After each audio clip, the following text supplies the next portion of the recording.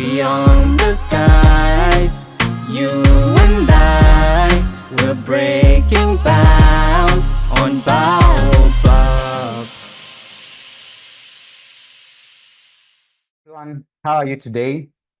I trust you're having an amazing day. It's nice to have all of you join us today for session 3 of the Remote Work Workshop Phase 6. It's a pleasure to always lead these sessions, and I believe it will be another transformative experience for all of us here today. So before I continue further, let me just inform you that we have live French translation. So if you're comfortable in French, please move over to the French channel, and you'll enjoy the session in French. So I believe French translation will be enabled shortly. And to access that, you click on it has been enabled. So click on the globe icon. It's written interpretation, and then click French, and you'll be able to enjoy the session in French. So those who are comfortable in English, let's stay on the main channel, and we will continue from here. Okay, so we have a lot to cover, and I want to move straight into the content for today. A couple of housekeeping, an announcement I'd like to make is that the winner of the Remote Opportunities Challenge will be announced after session 4.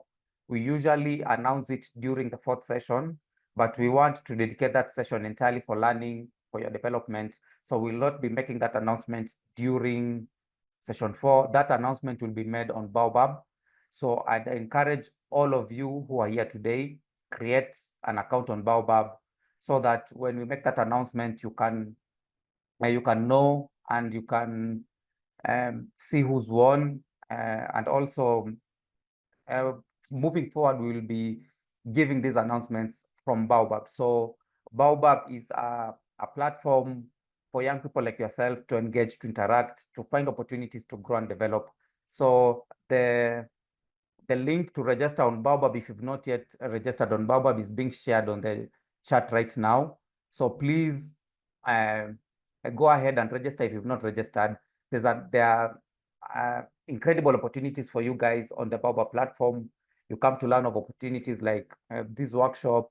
When we start promoting the events, you get to know firsthand. So register on Baobab. It's a very simple registration process. You give your name, and you create an account, and then you'll be able to engage with other young people. You'll be able to learn of opportunities from the Baobab platform. So announcements moving forward will be done on Baobab, and I just wanted to bring that to your attention. Also, something else I'd like to share is that if you have questions, I realize that I miss questions when they are added on chat. So please use the Q&A. I'll be checking the Q&A. So for questions, concerns, please use the Q&A button. Don't use the chat, because sometimes the chat gets crowded and I can miss out on a couple of important and burning questions that I need to address. Also, before I continue, one of you highlighted that they couldn't hear me clearly, and they went throughout the session without hearing me clearly. You gave that feedback. So please, if you're having a challenge, please let us know right away. It could be something on my end, and then we will solve it. So if you're not hearing me clearly, please let us know right away. Don't wait to miss on important things. So please let us know if you're having any challenges, and we'll address them right away. So thank you for all who have joined, and I will now share my screen so that we can get started with the learning. So if you know someone who needs to be here and is not here, please, you can WhatsApp them, you can send them an email just to remind them that the session has started, and they should be with us. They should be with us. Okay, so I believe you can see my screen. And just give me an emoji, a thumbs up, so that I can know we are together. Okay, thank you. I've seen a thumbs up, so I believe we are together. So today, session 3, we are looking at how to use your passions, your interests, and your strengths to launch a remote career. So for phase 6, our concern is getting you into remote work, but there are a couple of ways to get into remote work. And we covered 2 already. We covered through your academic background, what you studied in school, a formal learning process, a formal learning engagement. You took a bachelor's degree, you have a master's, or you took you enrolled in a boot camp and you've completed the training. That could be your path into remote work. The skills you gain through that training could be your path into remote work. The second avenue we examined is transferable skills. So these are skills you acquire through your education or through your formal work experiences, and it could be your path into remote work. So the other way you could get into remote work and start working and earning in remote work is through the interests that you have, the passions that you possess. That can be a very strong path into remote work, and that is how I got into remote work. So I want to show you how you can get into remote work. I want to show you what passions actually qualify for remote work, because not every passion, not every interest can be translated into remote work in a paid manner. So we look at the criteria to determine which interests, strengths, and abilities can be turned into remote work. So that will be our focus for today, and it's a continuation of the discussion that we started, where we are looking to discover your path into remote work. So those who are with us for the first time, my name is Melvin Muna. I am a specialist I'm a remote work specialist. I have 10 years of experience in remote work. I started working in remotely in 2016. I'm still doing that, and it's been an amazing journey. 4 of those years, besides working remotely, I've also been teaching and coaching on remote work, and to date, I've had 107 sessions. These will be my 108th session. So in this time, I've created 1 course. I have 2 custom training programs, one on remote work, the other on leadership. And that is how I get to engage with people who are looking to advance in their leadership, and also to make space for themselves in remote work. So all the work that I do is under the umbrella of an organization I started called the Kingdom Leadership Group, where our mission is to nurture the next generation of true leaders. Our core values are very unique. They're leadership, service, and love. So we are committed to being the leading provider of career coaching and leadership development services. And we are also excited to serve our offering to those who need them, so that they can advance in their careers, get into remote work, and also grow and thrive in their personal lives. And also we have the value that we hold dearly. It's love. We love the work that we do. We love the people that we serve, and also those we collaborate with to do this work. And so when we started phase 6, I gave you a promise, and I'm still, I believe this is something that is a guarantee. It's guaranteed to everyone who embraces the content that we will be sharing throughout this phase. First of all, you will discover your path into remote work.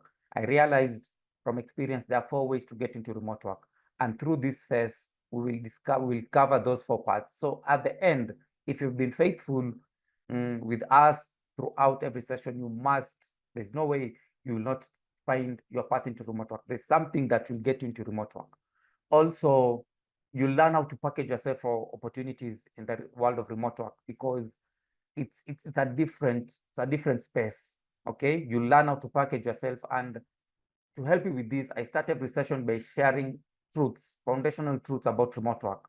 So you learn how to package yourself for remote work, and then you'll discover strategies to launch your own remote career. So this is the promise I've given to you guys, and I want you to get in touch with me after we've done these 4 sessions and tell me if you did not achieve any, because I believe you must achieve those guarantees.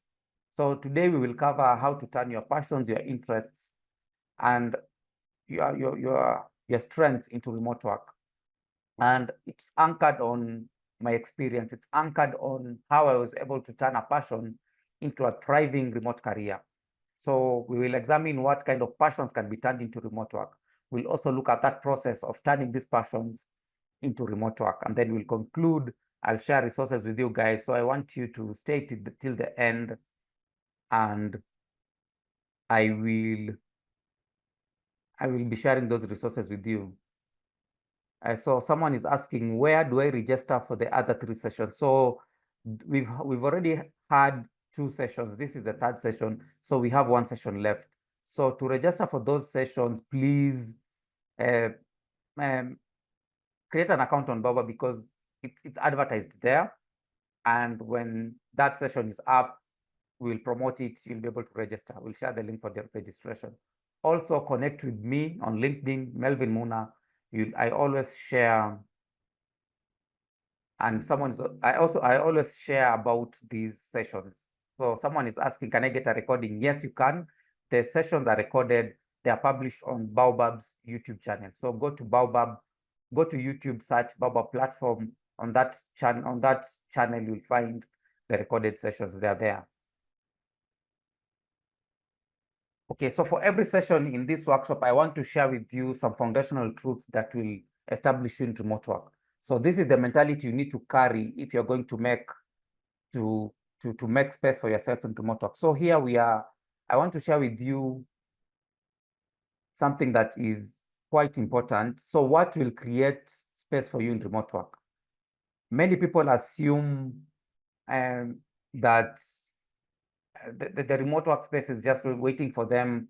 As long as they are ready to work, then the remote work environment is waiting for them. But that is not the case. There are a couple of things that remote work cares about. So remote work cares about the skills that you carry, and they must be high-level skills that can complete tasks and assignments effectively. This is what remote work cares about. These are 3 foundational truths. Once you carry them, you will thrive, you'll succeed in remote work. Remote work cares about high-level skills to complete tasks and assignments. So remember that the competition is enhanced, it has increased. You're not just competing with people from your locality, you're competing with people all over the world. So for you to stand out, you must have high-level skills that are developed to a high standard. Also, remote work cares about the experience that you have. It must be relevant in the area you're seeking employment. So this means that if you want to work remotely at a good level, earning good money, you must have relevant experience in the area that you're seeking opportunities. So before you start saying that I'm struggling to get opportunities in remote work, ask yourself, do I have relevant experience in the areas that I'm seeking opportunities? If the answer is no, then don't be discouraged. This is just a charge for you to go and seek that experience. Also, the other thing that I've come to realize that remote work cares about, it cares about demonstrated potential to solve client problems and to meet their needs. Clients come to remote work, clients seek remote talents to solve their problems, to meet their need, to receive value. And before they can give you that opportunity, it must be demonstrated that you can actually solve problems your clients may have. So they care, remote work cares about demonstrated potential to solve the needs of clients in your area. So now that we know what remote work cares about, what is it that remote work does not care about? Because we need to have that balance. So remote work does not care that you are broke and you need money urgently. I know sometimes remote work has been marketed as a way to get money quickly and easily. But so anyone who is broke, who struggle to land opportunities in their own country, they come into remote work and they are sure that my brokenness is about to end. Remote work does not care that you are broke and you need money. Remote work cares about skill. Remote work does not care that you carry academic qualifications alone. It does not care about your academic qualifications alone without skills or proof of ability. Your academic qualifications give you the foundational knowledge, the core knowledge you need to establish yourself in a particular line of work. That alone is not enough, it's not sufficient to land the opportunities. It must be that you've used that knowledge, you've translated it into skills, and there's proof that you know how to use these skills to meet client needs. So if all you have is an academic qualification without skills and proof of your ability, remote work does not care about that and you'll struggle. Also, remote work does not care how long you've been trying to land roles in remote work. There are some people who've been trying to land for opportunities in remote work for a year and above, but someone can come in a few weeks as long as they're packaged well and they land a role. So it does not care that you've been trying for years to land opportunities. Remote work cares about skills, it cares about demonstrated potential, and also cares that you have the experience that are demanded by clients. So I want to show you how I got into remote work using a passion. And it's from my experience that I went about to develop the framework that I share with you guys, the growth framework. Okay, so you'll see how that framework develops, and then you'll now see it making sense. So the passion that I turned into remote work was writing. I've always been passionate about writing. I remember from such a young age, I was that person who was always interested in writing. So how did this passion start? It did not start with writing, actually. It started with reading. So back in 2006, that was in my final year in primary school, I developed an interest in reading. So my dad has always been a fan of newspapers, and in Kenya we have one of the leading media companies is called Nation Media Group. So Nation Media Group have a newspaper. It's called the Daily Nation, and on Sundays they have a publication that's called the Sunday Nation. So my dad never missed the Sunday Nation because I think Sundays is when they have a coverage for the entire week. So he never missed the Sunday Nation. And within the Sunday Nation, there was a pullout that was called the Young Nation. And since my dad was not going to read content for young people, the Young Nation, he gave it to me. And I used to read it, and it piqued my interest. So every time my dad would buy the newspaper, Sunday Nation, I'd take the pullout, the Young Nation, and I'd read it, and I became interested. So became a habit. My dad would get a newspaper, I'd pick that pullout and read it. Then, so my dad noticed that it's like when he buys newspaper, two people are waiting for it. So he'd take his main newspaper and give me the pullout. So he noticed I had this interest. So I was in my final year in primary school, and I was to transition to high school. So in high school, it was boarding. I'd leave home for a couple of months. So when I would go to school and come back, my dad did not throw away those newspapers. He kept them for me. And when I'd come back home, I'd find a heap of newspapers for the entire time I was in school. So this time I was not just reading the Sunday, the pullout for kids. I had now, because I had so much time, I read the Young Nation, and also started reading the full magazine for adults. So as I was doing that, my vocabulary improved. I was quite ahead of my peers who actually at that time had no interest in reading. They just wanted to have a good time. But I was reading newspapers for adults. My vocabulary increased. My worldview increased. I knew about politics because now I was now reading the full newspaper.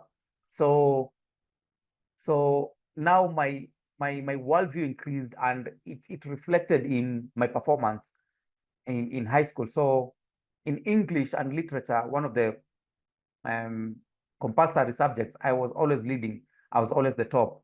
So because of my of the reading that I did, I wanted an expression. I couldn't just keep everything that I was reading inside. So I expressed myself through writing. So I'd write very nice essays for English class. I wrote poems, and then I felt that was not enough. I still had a lot in me. I wanted to give it out. So I entered competitions for for speech. At that time, we had speech competitions. I think they're still there. So to write a speech, to give a speech, first of all, you need to write it. So this was something that appealed to me. So I entered speech competitions and I did well. I did well to the level where I was selected to represent my school and my district at the national speech competitions for about a week. So that is how my passion for writing started. So I completed high school. I went to the university, and the passion remained. I was I still looked forward to writing. So my expression here was through essay competitions. So if you follow the World Bank, the UN, they have blog writing and essay writing competitions. So I entered several of them, but I did not. I can see people are saying they love the Young Nation. So yeah, the Young Nation raised so many of us. So I I started doing essay writing competitions. While I did not win any, I used to publish my essays on Facebook, and I received a lot of positive feedback. People were saying, "Oh, this is nice. This is this is a nice essay. It's a nice story. I enjoyed it. I was engaged from start to finish," and feedback like that. So as I was progressing through university, I wanted money. The upkeep that my parents were giving me, I felt it was not enough. I was now a senior, and I wanted money. I know most of you can relate, those who've been through university. So I wanted to find a way to earn money from skills that I possessed. And I examined the skills, the passion that I had, and writing stood out. I felt it had value because from a young age, I won competitions. The feedback that I was receiving from friends motivated me to try out earning through writing. So how did what was my first strategy to earn um, through my skill in writing? Convinced that my writing was developed to a high level. I'm using this in quote. This is my own conviction because of the feedback I was getting. I went straight into freelancing platforms. So a couple of friends, they were already on platforms like iWriter. iWriter was among the first freelancing platforms. I don't think if it's still there. So they were there, they were bidding, they were landing opportunities. So I said, if they are doing it, I'll do it too. In fact, I'll do it better than them, because you know what? None of these people I call friends have actually won a speech competition like I did. So I went straight and registered on iWriter. I started applying for jobs, but I never landed any. So this strategy failed, and it failed miserably. So for a couple of months, I kept bidding, I kept sending applications, but I did not land any opportunities. So how did I actually turn it into an income? So I shared my struggles with a friend who was already earning through writing. I shared that I'm applying and I'm not landing any opportunities. I can see you're earning through writing. What could I be doing wrong? So the friend took time to talk to me, and he said, in fact, he said that I'll train you. I'll train you. I'll not just tell you what's wrong with what you're doing. I will take you on board. I'll train you, and I'll even hire you to do work for me, because at that moment he was actually overwhelmed. He had so many orders, so many clients, and he needed someone to help him with those clients. So he said, I'll train you, I'll give you assignments, and then I'll pay you. So I I joined the training, and here is where it hit me that there was no way I could have landed opportunities with the skills that I had. In as much as I was a good writer, the writing that I did was essays, was storytelling. but I was seeking opportunities to write content for businesses that are looking to convert readers into prospects and customers. A business, when it creates content, it's not creating content because creating content is fun. It's creating content because it wants to educate clients about the products and then to convert those readers into prospects and clients. So the kind of writing that I used to do was storytelling.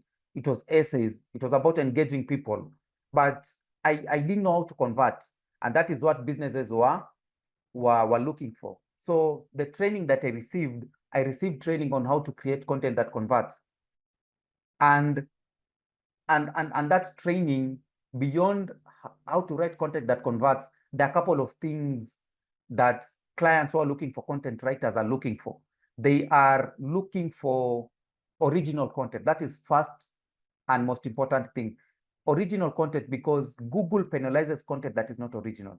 So if you write a content that is not original, it will not rank. Google will not show it to the users. So I did not, while I created original content, but it's important for you to check first before you hand that topic, that article to a client. So I did not know how to check for originality, yet there's a tool that is needed. So that is a tool and a technology that I needed for my work, but I did not even know how to use to do it. So through that training, through that mentorship, I learned some of those things. And once the friend was able to trust that my skills were developed to a high level, he started giving me real client assignments. So he'd receive an assignment from a client and he'll give me to do it, and then he'll review and then if it's okay, bring back for corrections and then send it to the client. So during the training period, he trained me with content that he had already done. So it was not content that was actually being sent to a client. It was content that he'd done himself, and he was just seeing if I'd learned how to write quality content. So, but once he saw that I'd learned what it takes to write content that clients can actually pay for, he started giving me real client tasks. So when I took these tasks, it built my confidence. It built my confidence, and the confidence came at that stage where I'd receive an assignment and he was not returning those assignments back to me for corrections. He'd submit them to the client and the client would pay. So it means that the work that I had done was perfect for clients. And this gave me so much confidence. It gave me so much confidence to actually step away and now start bidding for my own opportunities. So this training, this mentorship helped me gain confidence. Another thing this training helped me do is build a portfolio of work, of successful work.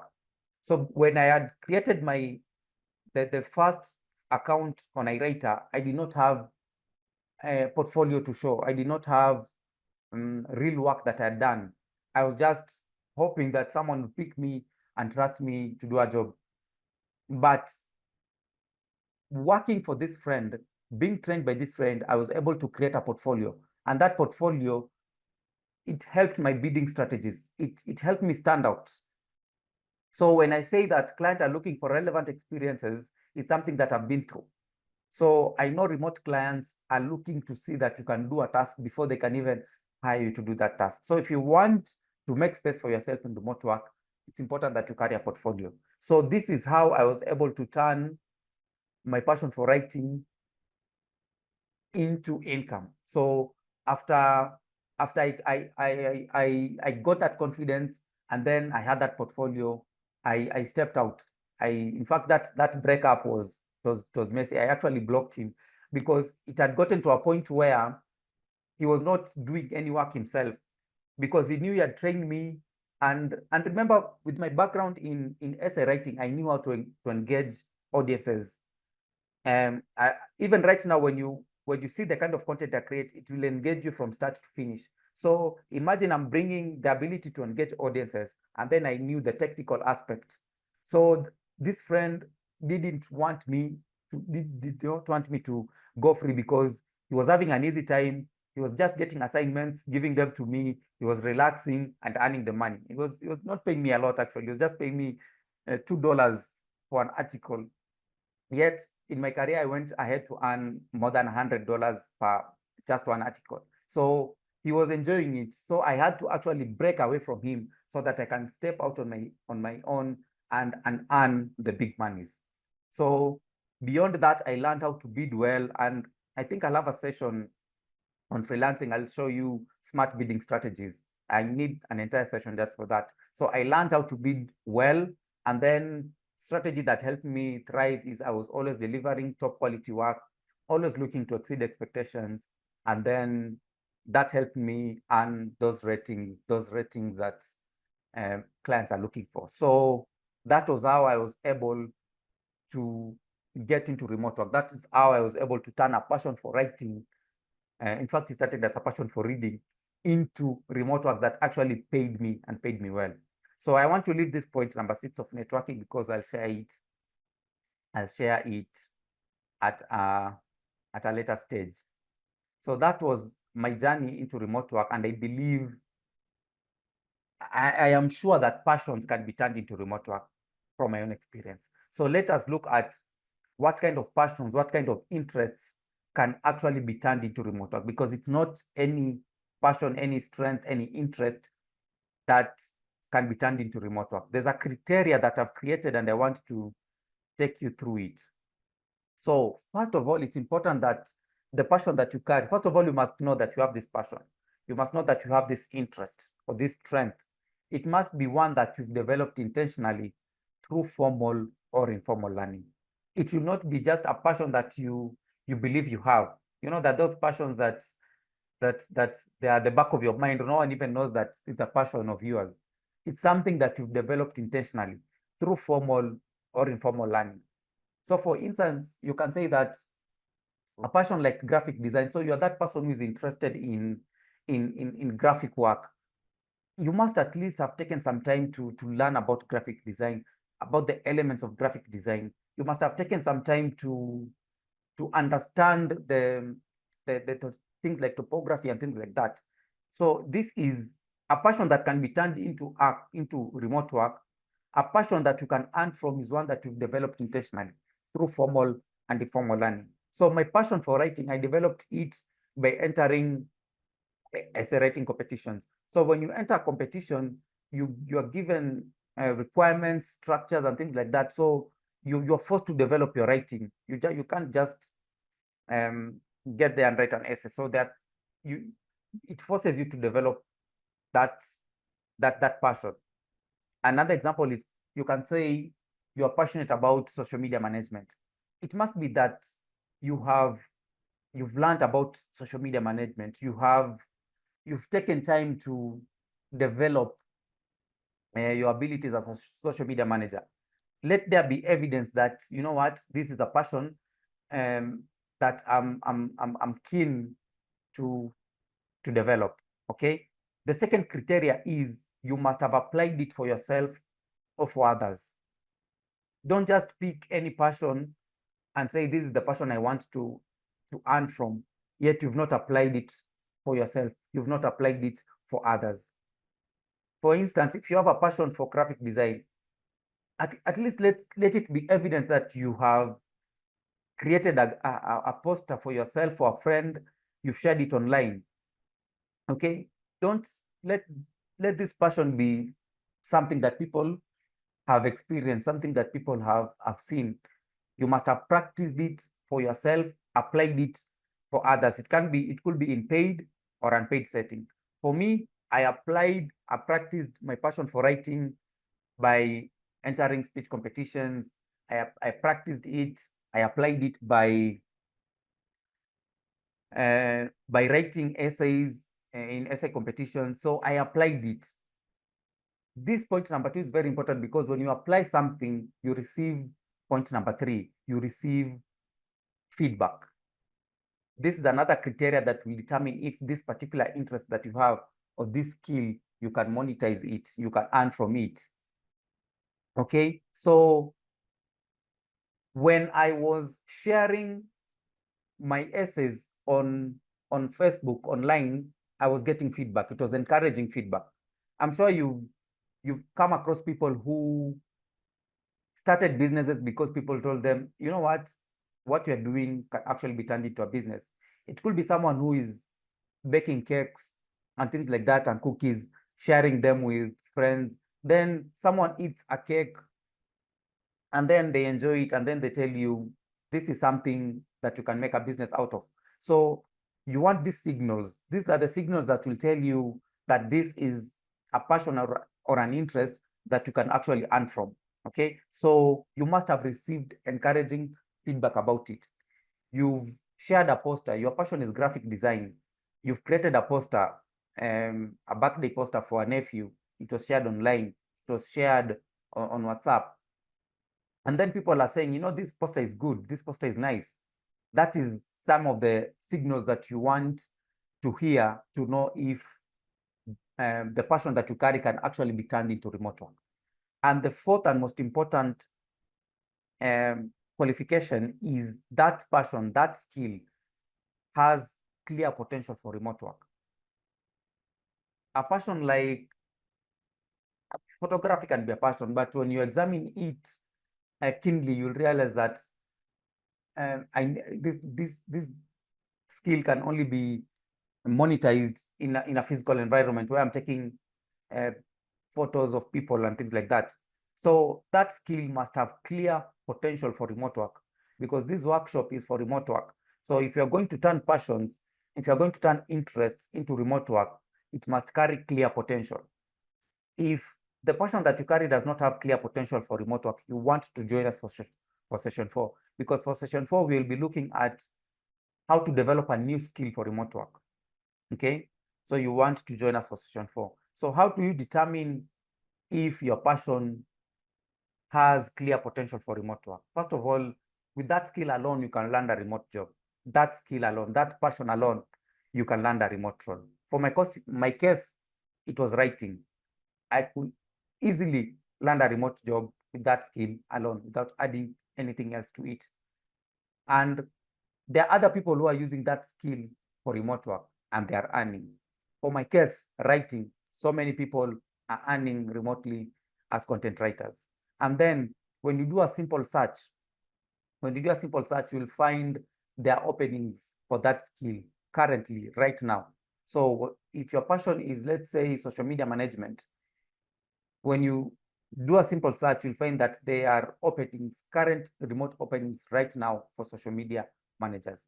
Okay, so these are the criteria that you can use to determine if the passion that you carry can actually be turned to remote work. And as I said, if you feel it does not, the passion that you carry does not qualify for remote work based on this criteria, there's still another session you need to join to learn how to develop a new skill for remote work. Okay, so here I'm supposed to have another slide where I ask you guys to share probably the passions or the interests that you carry that you believe can be turned into remote work.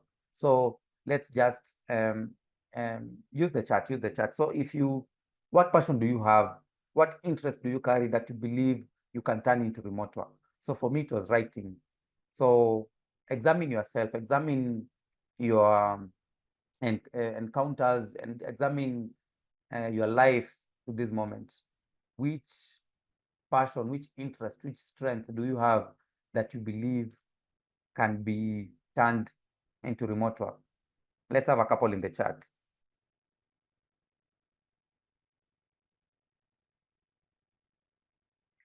I can see Pamela is saying graphic design and social media management. Yeah, those are skills with great potential for remote work. Alphonse is saying storytelling with data.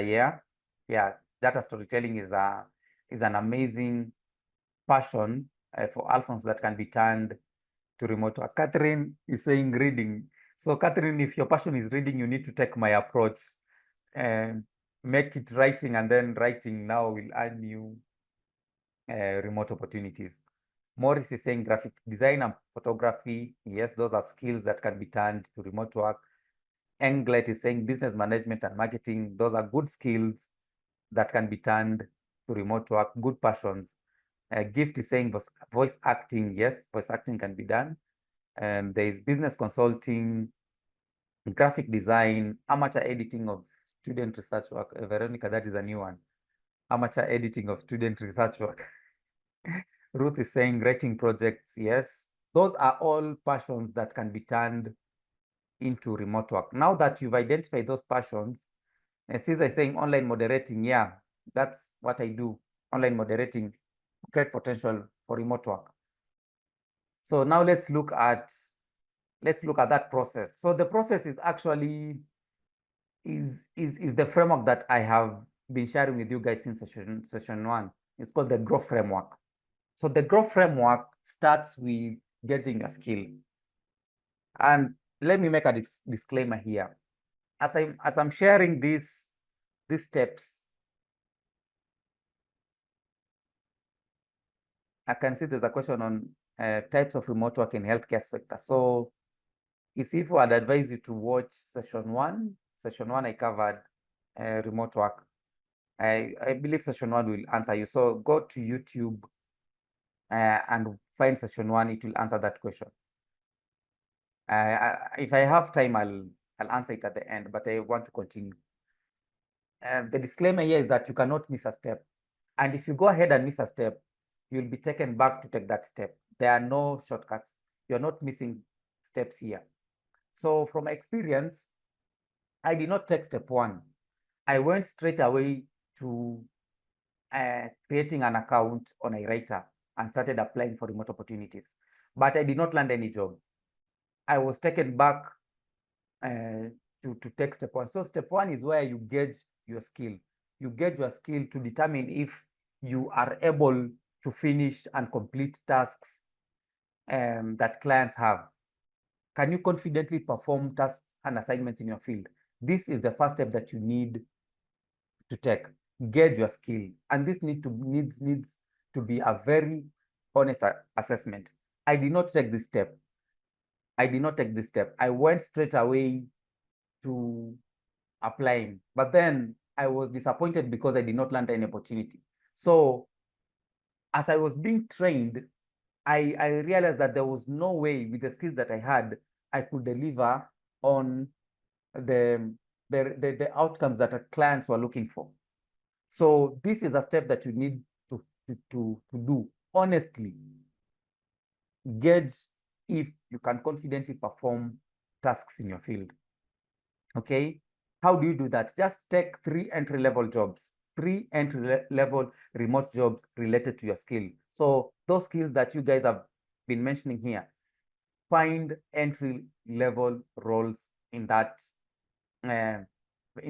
for that skill, and then ask yourself if you can confidently perform that task. Only you can do this assessment. I cannot do it for you. So this is something you have to do for yourself. Just be honest. Can you confidently perform those tasks? Then, if you take this step and you take it well, there are a couple of things that will happen. Here's the outcome. First of all, it will give you a clear and accurate representation of your current abilities. When you get your skills, asking yourself if you can confidently perform assignments for clients in that line of work, it will let you know where your abilities lie. And like myself, I realized that there are things I was not able to do for clients with the current skills that I had when I was getting into content writing. I did not know how to convert. I did not know how content for business marketing is structured. Okay, I did not know things like how to add CTAs to collect contact details so that the business can stay in touch with readers and keep sharing, keep discussing about the business and the products. I did not know how to do that. So when you review those job openings, you'll know what you can do and what you cannot do. That will be a clear representation of your current abilities. It will also inform areas of skill improvement. So when you review a couple of entry-level roles, because you don't want to go to the advanced roles, you want to start with entry-level roles. So it will inform areas of skill improvement. What do you need to improve? Where do you need to improve? When you do that assessment honestly, you learn areas of skill improvement. For me, I needed to know how to use certain tools, like Grammarly. Grammarly is a tool that is used to um, correct um, punctuation, to correct writing mistakes. So sometimes when you are writing, you may miss on them. Even when you proofread, you'll still miss them. But Grammarly will catch them, and you'll be able to correct and give your client a nicely written article. So it will inform you the areas you need to improve on. It will also let you know the competencies that remote employers are looking for. So for me, the competency that remote employers were looking for in content writing was they were looking for writers who can create content that converts. They're looking for writers who can create content that is not just engaging, but also converts, because businesses want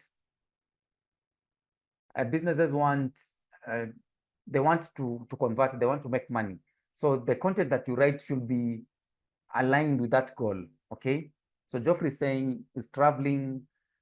Yeah, the meeting will be recorded, Geoffrey, and it will be available on the Baobab YouTube channel. So on YouTube, just at Baobab platform, in a couple of days, the recording will be there. So you'll know those competencies that employers are looking for, and then you'll upskill in those areas. So after taking that assessment, you need to go.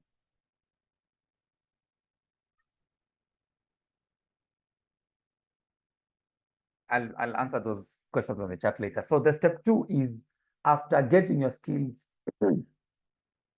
take time to refine your offering. Take time to refine it to ensure it can meet the standards of clients, the clients that you are targeting. So this may require you to take foundational training to strengthen your core knowledge. It may require you to develop in the areas where you're lacking based on that assessment, and also master the tools and technologies that are relevant to your field. So step 2 is to refine. After you found out where you're lacking, go ahead and refine in those areas. I was fortunate enough to have a friend who will train me, who will mentor me. But I didn't want to add working with someone as a platform for learning, because you can give me that excuse that I don't know someone in my field who can mentor me, who can train me. There's so many online resources available for you for free, and you can easily upskill and refine your offering in whatever area you are operating in. So if it's social media management, there is a course where you can upgrade your skills on social media management. And beyond courses, there's a lot of informal learning happening on platforms like YouTube and things like that. So take time to refine your offering. And these are the platforms I'd recommend for you. If you are fortunate enough to have someone who can train and mentor you one-on-one, please use that. But I don't want to actively say that is something you should go after, because you may not be lucky enough, fortunate enough to have someone close who can give that kind of support to you. So when you take step 2, when you take it seriously and do it well, these are the things that will happen. You'll strengthen your competencies to complete tasks in that field. Strengthen your competencies to successfully complete tasks in that field. So for my case, my refining happened, I refined my offering by being trained by a friend. And after that training, I was able to take tasks and complete them successfully without even the friend having to even review that assignment. So that is what will happen when you take step 2 seriously. Another thing that will happen is you'll earn certifications, and these certifications will add weight to your job applications. Okay, so when you take that step back to refine your offering, you'll probably take a course, you'll earn a certificate when you complete that course, and that will add weight to your applications. You'll also know how to apply your skill to solve real problems, real client problems, and deliver value. So I was not able, without the training, I was not able to deliver value to clients who are looking to convert readers to prospects and customers. But after the training, I knew how to do that. And it was not just an assumed capability. It was something that I had demonstrated through the work that I was doing for the friend. So at this step, it's easy to say I'm going ahead to apply. It's easy to say I'll start applying for remote jobs after refining your offering through targeted learning. But I'd say not yet. This is not yet the right time.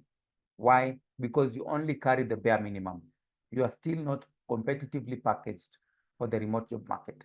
The remote job market is quite competitive.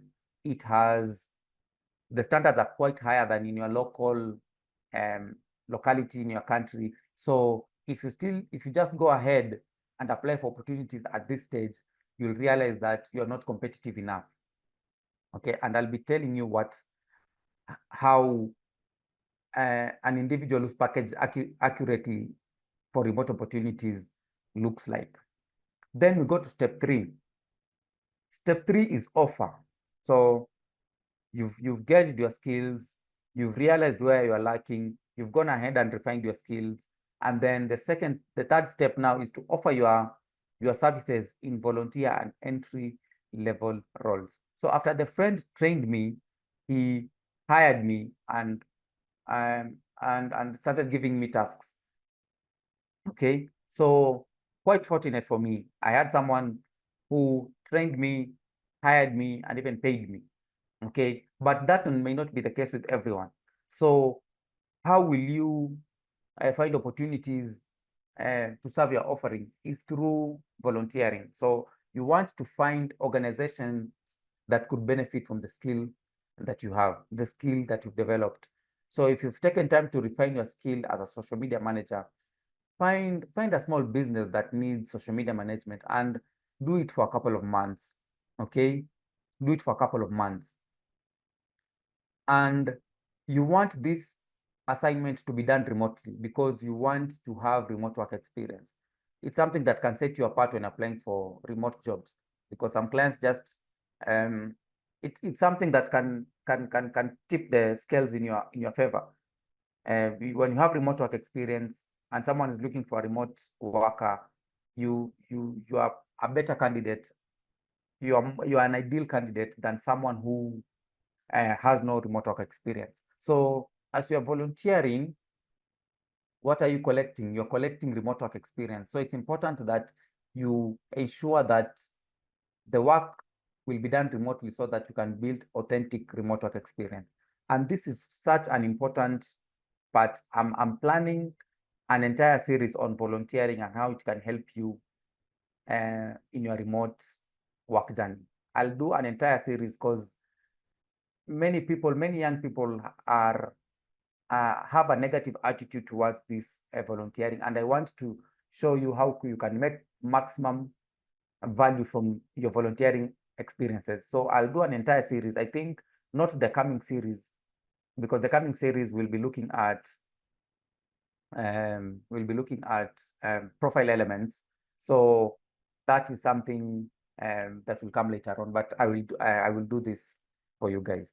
So here are the couple of organizations you can consider, local NGOs that need your services, also startups. So when you're looking for opportunities to volunteer, you want to look at organizations that need you, probably can't afford you. So when you go for an organization like UN and say you want to volunteer for UN, you may not get that chance because, first of all, there are so many people who want to work with the UN. So volunteering even for an organization like UN it's difficult. Okay, so you want to target organizations that need the skills that you have and they can make space for you right away because you want this experience immediately. So startups, solo founders, and SMEs. Okay, so after you've done step 3 and you've done it well, these are the things that will happen. From my experience, what you get is increased confidence in your skills and abilities. Once you've done a couple of real world tasks and assignments, it increases your confidence in such a significant way. And confidence is very important. It's very, very important.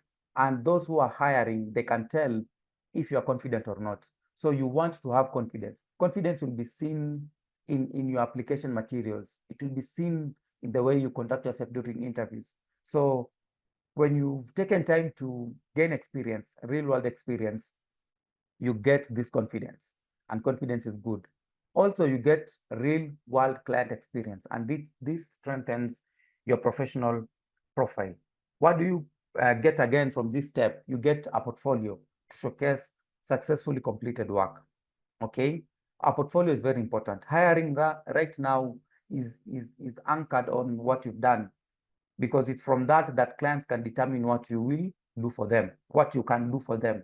So a portfolio is something that you need if you're going to succeed in remote work. And by offering your services in volunteer settings, you can develop that portfolio. You also receive letters of references and referee contacts to enhance your CV and your applications.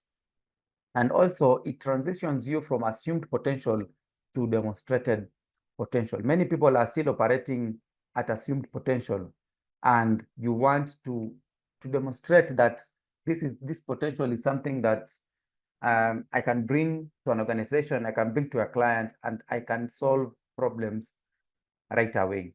So this step 3, after completing step 3, you are good, you are ready to apply.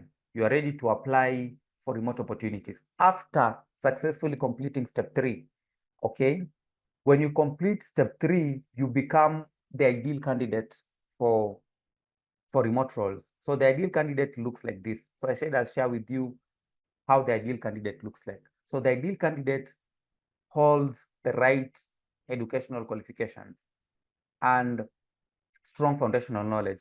I'd only put strong foundational knowledge, but there are some roles that just require you to have certain educational qualifications. Okay, so through the refinements that you'll take, because each and every path we've taken requires you to refine your offering in some ways, you'll get that educational qualification. And this will strengthen your foundational knowledge in that area. Also, the ideal candidate is confident in performing tasks and responsibilities at a high level. You're confident in your ability to deliver value to your clients. Also, the most ideal candidate for remote roles has relevant experiences in contexts similar to the job that is being advertised. So when you're applying for a job, a remote role, you can share relevant experiences that clients can use to determine if you're the right fit for a particular opportunity. Okay, so the ideal candidate also has solid portfolio to showcase past impactful work. So Charles is asking, how can you get these slides? Yeah, I'll giving you a QR code to scan to make the request to receive these resources. So please stay with us till the end. And then the ideal candidate is also prepared to excel in interviews, is prepared to take tests and assessment and do well in them. So this is something that tech people will have to do. They have their technical assessment and tests. So the ideal candidate is prepared to excel. And you can see that this preparation comes from experience. You've done similar assignments in that area. So when a test comes, you are ready to excel. And then the ideal candidate for remote roles has credible referees who can vouch for their work and impact. So you realize that after step 3, after completing the step 3, which is offer, you have all of these ideal scenarios for remote work. That is why it's important that you don't skip a step. Otherwise, you'll realize you're skipping on the things that will make you the ideal candidate for your response. So after understanding how the ideal candidate looks like, I want us to make a declaration and say that for the next remote job that I apply for, I will be the most ideal candidate for that role. So with this declaration, you are saying that I will not apply for a role until I feel I am ideal.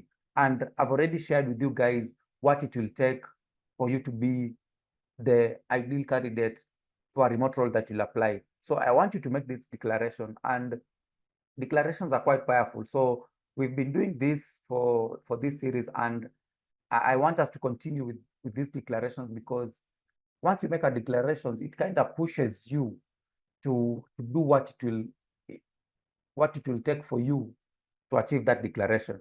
So English and French speakers, I want us to use the chat to make declaration that we will be the most ideal candidate for the next remote jobs that we apply for. So let's make this declaration in faith, and then after making this declaration, I want you to make a request, because I've created a personal declaration form. In that declaration form, I've outlined some of the things that you'll have to do to be the most ideal candidate for the next remote role you apply for. And that form will guide you, to be your guide on how you will position yourself to be the most ideal candidate for remote role. So let me see who is making this declaration with me here. We have Charles. Charles is saying they declare they will be the most ideal candidate for the next remote role they apply for. So declarations are quite powerful. Please go ahead and share them, because once you make that declaration, it's like the universe starts moving to help you achieve that, because words are quite powerful. I'll share with you a declaration that I made a year back that has been realized in my life. So a year back in 2024, the Baobab Summit was happening, and I came across a friend who I follow on LinkedIn, and they shared that they were selected to be a speaker at the summit. And I said that I wanted that experience for myself. I knew it was a nice way to build my profile, and I said for the next Baobab Summit, I will be a speaker. So I made that declaration, and I'm happy to share that for this summit that is this year that's happening in a week's time, I was selected to facilitate a session at the summit, and it's on leadership. So when I made that declaration, I didn't just sit and wait for it to manifest. I started building a profile where those people who are organizing the summit will be happy to invite me to speak. So I started building a profile. I started sharing my journey and things like that. And I was selected to speak on leadership and coaching, the things that I'm doing. So these declarations are quite powerful. Once you make them, it's like you're now excited to see it happen, and you start doing everything you need to do in your end to make it possible. So make this declaration, and then make a request to receive that form, so that you can outline the things you'll be doing on your end to make this declaration happen. So everyone who has declared, I let me speak a blessing over your life.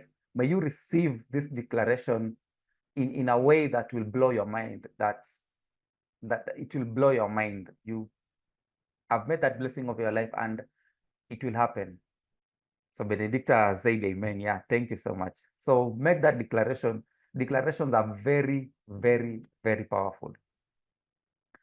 Okay, so that was step 3. Step 4, now after step 3, you can apply. So you'll apply with an updated CV. You'll apply with a tailored cover letter. You'll apply with an organized portfolio. Also, your LinkedIn has a place to play in your applications, because most roles right now want to see your LinkedIn profile. And then you'll apply by sending letters of recommendation. I don't want to go deep into this, because this will be the content for the upcoming series. I want to look at the crucial profile elements that you'll need to succeed in remote work. And that is a session you don't want to miss. So after we've discovered your path into remote work, what will get you into remote work, there are a couple of ways you need to apply for roles. And these are the elements that you'll need. So we will cover this in the upcoming session, because it's quite detailed, it's quite deep. So this is the stage to apply, and these are the elements you will need to apply. So after applying, you'll land a role. That is guaranteed. You'll land a role. If you have followed every step well, if you have fulfilled every step successfully, you will land a role. But don't just leave it at that. It's important that you stay connected with other professionals in your field. this is how I was able to stay relevant as a content writer, because when I started earning through writing, I was doing it as an article, as an ordinary article and blog writer. But then something happened. The industry was moving.